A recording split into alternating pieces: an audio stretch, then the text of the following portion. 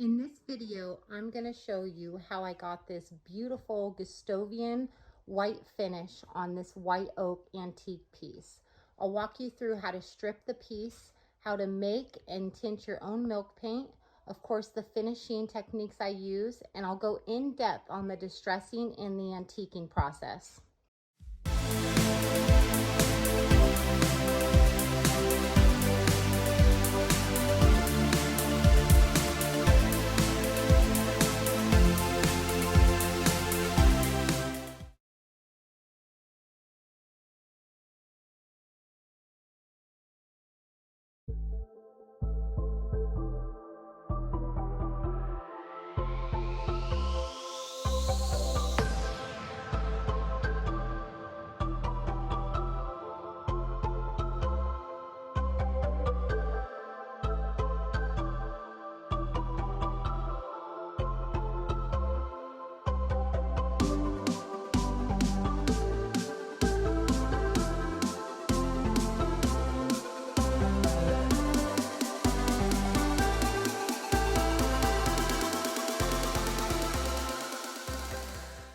So this is what I wanted to show you about the stripper. So once it dries up, see how it's kind of turning white right here and drying out. It's not this like almost white pink thick liquid, but it's actually kind of drying down.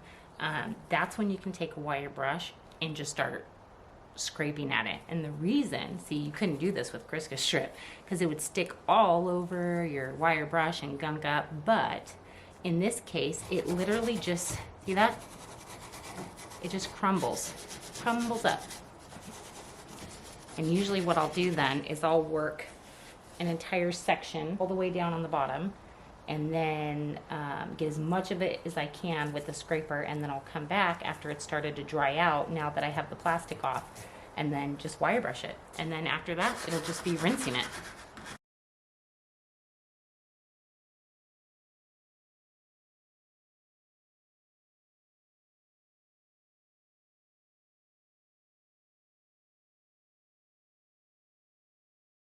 Once you wire brush your entire piece, it's going to look like there's no residue left from the stripper, but we actually need to rinse all of that residue off, especially on large grain woods like oak.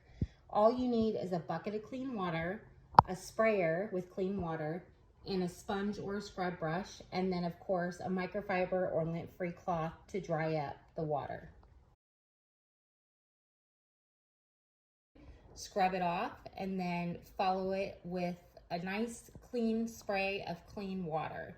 Make sure to dry off the water off of the wood so it doesn't swell with a microfiber cloth or lint rag. And that's it, and you're ready to sand.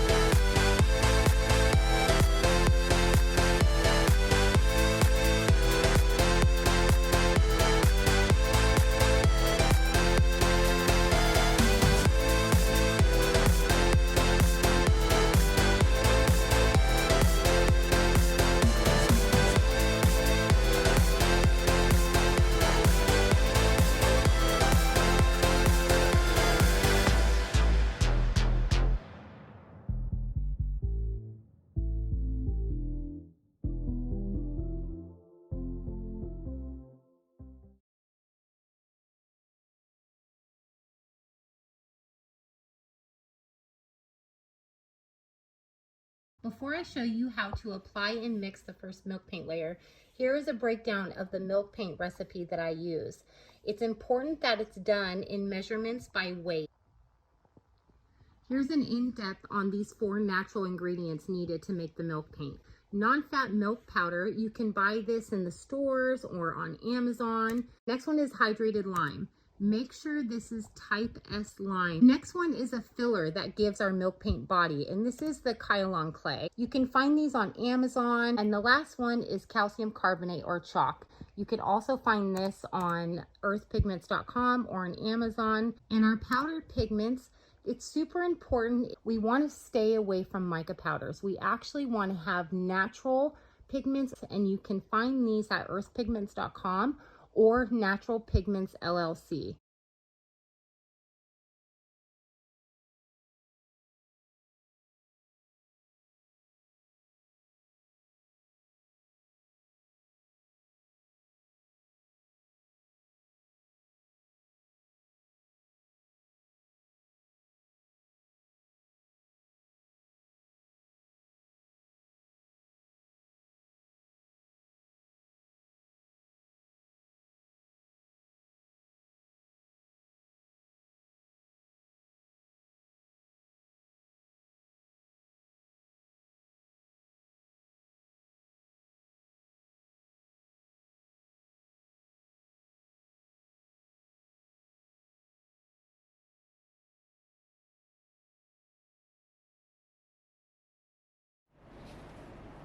Okay, so now this thing is prepped and ready to go. I have my wash. I'm just agitating again because it's sat overnight. And I will go ahead and start giving this thing a wash. I'm going to work against the grain in a lot of areas and kind of feather it out with the grain, and that's because I want it to build up into the actual white oak grain. I'll go ahead and start on the top and then work my way down. Remember to always agitate every time you dip your brush.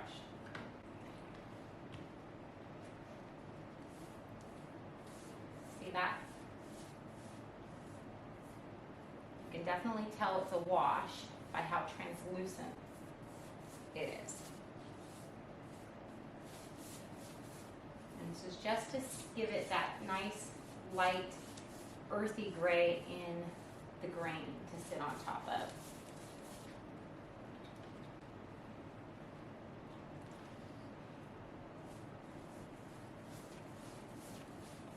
And since I water popped the wood, it's going to accept the wash a lot better.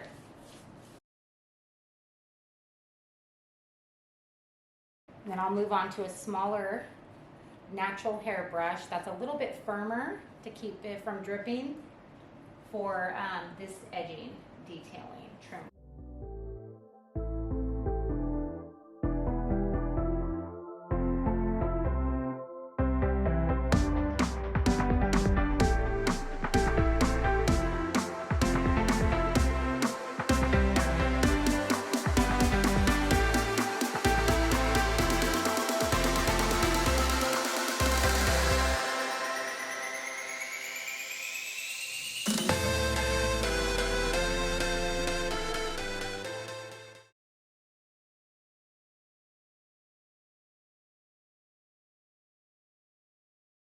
All right, so now that we have our wash coat on the oak piece, before I distress it, I'm gonna mix up my second coat of my milk paint. So I did all the conversion based on my sample color, and I have 105 grams of dry milk paint here, so I'm gonna add 2.6 grams of the natural umber.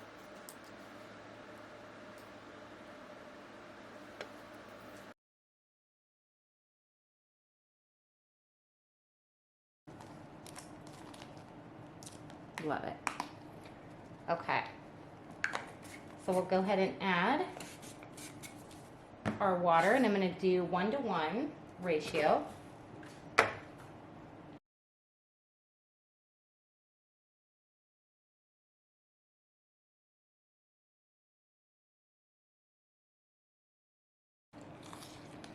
And that natural umber, it breaks down so beautifully. So you don't have any of that micro bursting happen. So we'll let that sit for a couple hours. And then while we're waiting, we'll go ahead and distress that beautiful oak wood. So we just have that gray sitting in the grain. All right. So we're going to sand off the wash coat, just leaving it inside of the beautiful gray. And I'm using 320 grit sandpaper. For the flat surfaces, I'm going to be using my Surf Prep, and that's just to make it go faster, and then also because it's going to create a lot of dust, so this will help me suck up that dust. All right, so let's get started.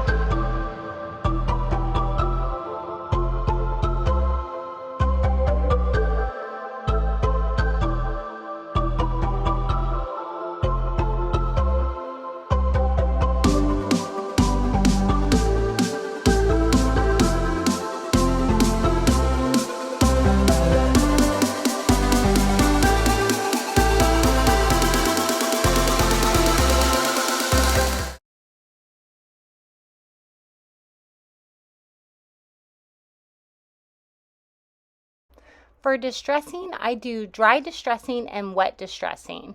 For the dry distressing, I use 4/0 steel wool and sponge sanding abrasives. 220 is great. For wet distressing, I use damp lint-free rags. This is a more aggressive distress method. I start with the 4/0 steel wool and use a circular motion. And what this does is it just softens all of those brush strokes from that milk paint. This is the perfect tool to also squeeze into those recessed areas and remove that buildup of milk paint. Then I move on to using the 220 sanding abrasive, and this is an aggressive removal that gets rid of all of that surface milk paint. I jump back and forth between the sanding abrasive and the steel wool for the dry distressing method before moving on to the wet distressing. To give it that mottled distressed look, I use the lint-free rag and I just pounce it all over the surface. This redistributes the milk paint and gives it that lovely ghost effect. Okay, so I have now distressed the whole thing, and I thought I had my time lapse on, and of course I didn't hit record. But I'll kind of show you what it looks like before I start antiquing it. So it was a mix, right, of the wet distressing and the steel wool and the sandpaper. So I just kind of did it, you know, switching off between the two. Here's a look at the side. Right, so it's very random. Here are the drawer fronts. Now that they're dry, and you can see it's not as dramatic once that wood dries back down, right?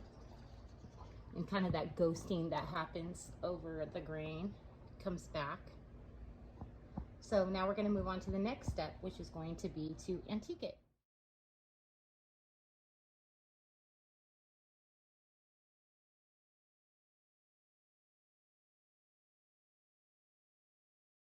For the antiquing spray, you'll need a clean spray bottle, and I brewed a strong brew of Lipton and Breakfast Blend tea. You're going to want half tea and then half alcohol. Mix these two together and you're ready to spray.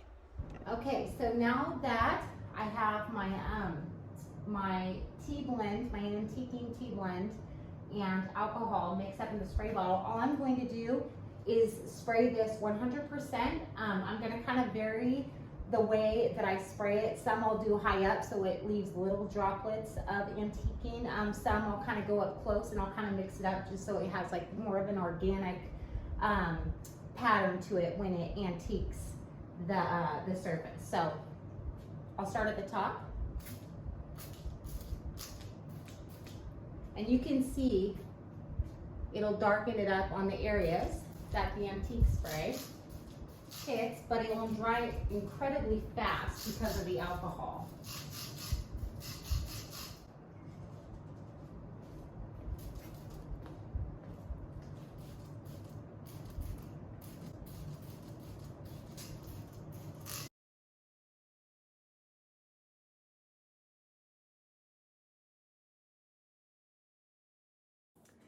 To make the white antiquing spray, you'll need your spray bottle, 8 ounces water. Now to give this that white tint, we're going to add 1 tablespoon calcium carbonate and 1 tablespoon of a white tint. And that can be white powdered pigments. It can be a white universal tint, or it can even be a white pigment suspended in a liquid form like Faux Effects Faux Color White. Now this will be our white tinted water. And then we're going to add 8 ounces alcohol, just like the tea antiquing spray. And then we add that to our spray bottle and we're ready to spray.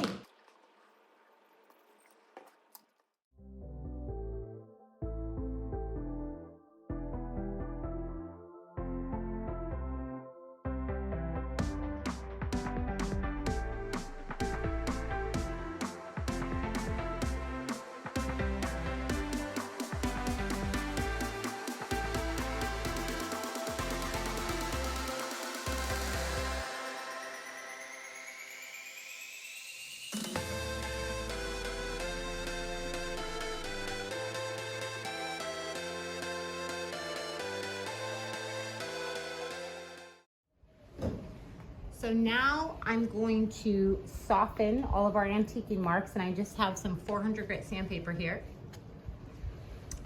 Doesn't really matter what type of sandpaper, just as long as it's 400 grit, 600 grit, because we just really want to just soften those patina marks. So I'm just putting it, you can put it over a sanding, like one of these, and we're just gonna gently, and I'm not putting any pressure, just gently go over it.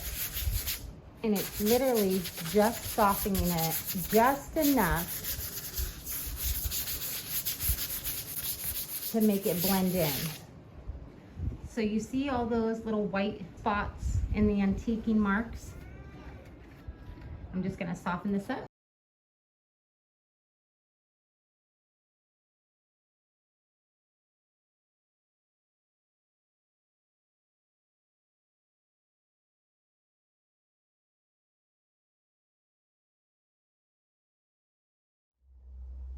All right, so we're on the final stages of antiquing that oak piece to give it that perfect patina before we put our clear coat or protective finish on it. This process will all depend on what your piece looks like, the color of the finish. So we need a couple things. The very first thing we need is our medium, and this is gonna be our wax, our paste.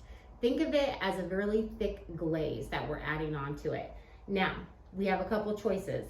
I personally am going to use a water-based wax, and this is Faux Effects Aqua Wax. They also have a water-based, it's called Ovilla finishing wax that you can use, and this is primarily used for like Venetian gem or Venetian plaster, but you can absolutely use it for this. And both of them are a water-based acrylic paste that is translucent, so you can add, of course, any pigment you wanted to it to give it whatever effect you wanted.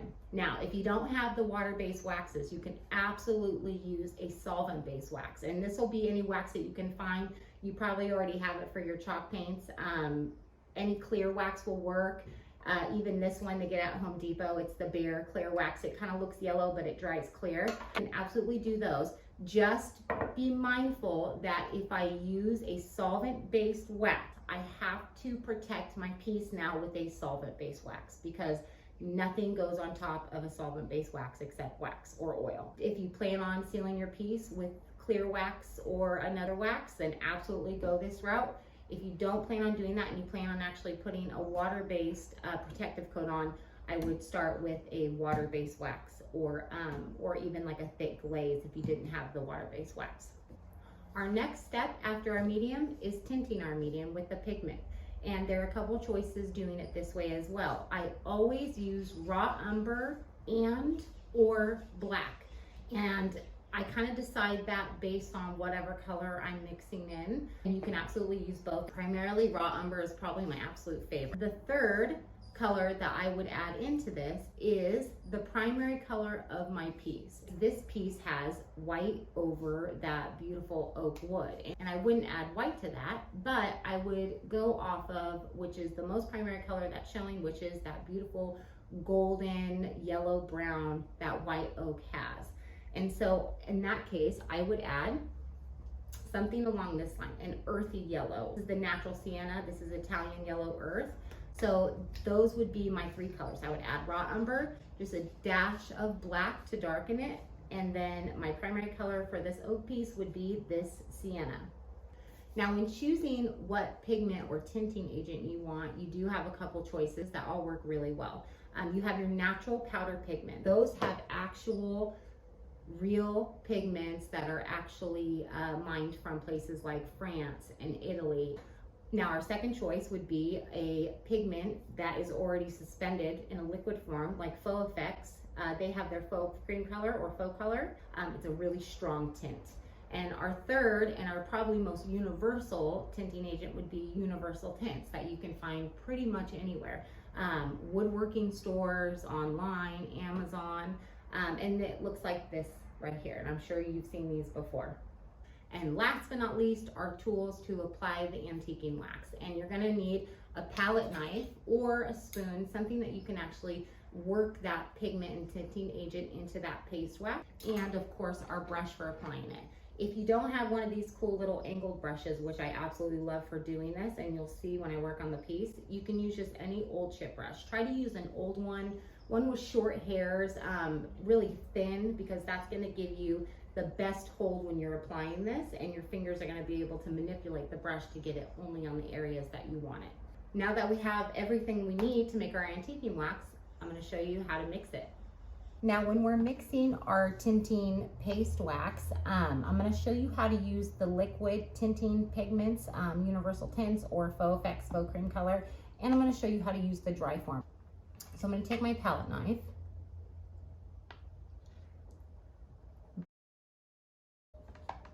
and we'll start with the dry pigment. So this is my raw umber, and you don't need a lot of pigment to tint this. Remember, you can always add more, but it's hard to take it away. So you just add a little bit of dry to your palette, and I just have clear water here, and you're just gonna mist it. And this is just to kind of break down the pigment. And I have my second palette knife. So I'm basically creating my own pigment suspended in a liquid so that it mixes better with our wax. All right, and I just have a little bit on my palette knife here. So I'll start small.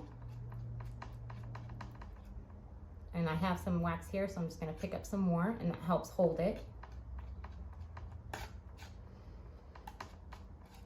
And you're just gonna fold it in and work it in. Now remember, we're adding 2 more colors, so I don't wanna go too saturated, and just in case I oversaturate it, I have some untinted over here that I can mix in. Now it's going to be our black, and I'll show you how to do that in the liquid form. So I would just pour a little bit on my palette, and again, using my palette knife, just a drop on my palette knife. I don't need a lot. Okay, now it's time to add my primary color, which in this case is my yellow. Same way I did the raw umber over here, I'm going to do my yellow. You could use a dropper too, just like so. And you basically need the same amount of water as your pigment, so not a lot in this case.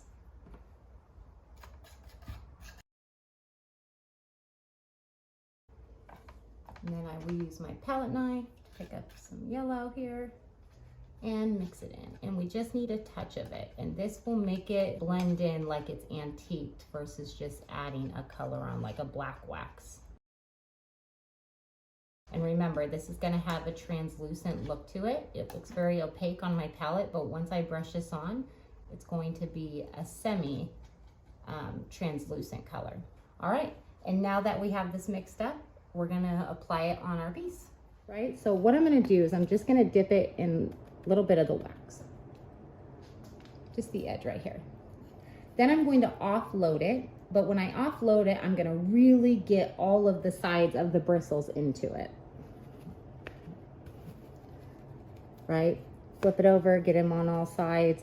I really want it to be covered all over because I'm going to be using all angles of these bristles to add it in, just a little bit. And when I'm doing the edging and antiquing, I like to obviously start on the outside and work my way in. And it's the same, you want to think about where would the piece get those dark areas, right? So it would be the edges, it'd be built up in the corners. This is where studying authentic antiques, like on First Dibs, in books, in magazines like Veranda, is really important because you can study how the piece patinas naturally over time and where it tends to look, you know, like it was loved and used. So I have my duck hold here, so I'm just going to, on the edge. Now you can kind of do like a squiggly, or you can even kind of like a brush motion. The corners right here, I like to really build it up in the corners. Go a little bit more out.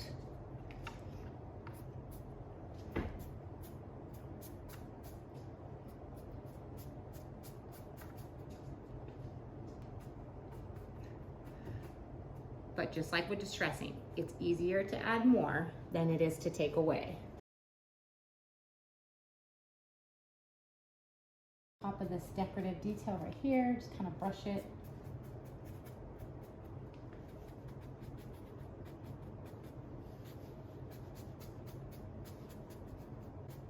This will help bring out the details too.